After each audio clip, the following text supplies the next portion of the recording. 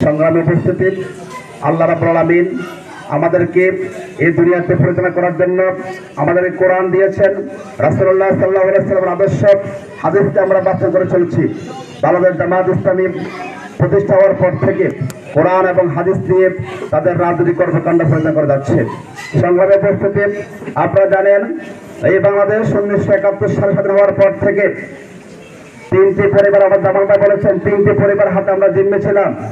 অর্থাৎ তিনটি দল এই 54 বছর আমাদেরকে শাসন এবং শোষণ করেছেন। কিন্তু মানুষের যে মৌলিক অধিকার, শিক্ষা, স্বাস্থ্য, চিকিৎসা থেকে শুরু করে কোনো মৌলিক অধিকার আমাদেরকে তারা অক্ষুণ্ণ রাখতে পারেন নাই। শুধুমাত্র বাংলা জামাত ইসলামী আল্লাহকে ভয় করেন, রাসূলের আদর্শকে মেনে চলার কারণে, কোরআন এবং সুন্নাহ ভিত্তিক সমাজ প্রতিষ্ঠা করার কারণে বাংলাদেশ জামাত ইসলামী ইতিমধ্যে শুধু ঢাকা নয়, ঢাকা থেকে শুরু করে বাংলাদেশের যতগুলো বিভাগীয় শহর রয়েছে, যতগুলো জেলা শহর রয়েছে, যতগুলো উপজেলা শহর রয়েছে, প্রত্যেকটি শহরে দেখবেন যে বাংলাদেশ জামাত ইসলামের শিক্ষা প্রতিষ্ঠান রয়েছে। ঠিক কিনা? ঠিক।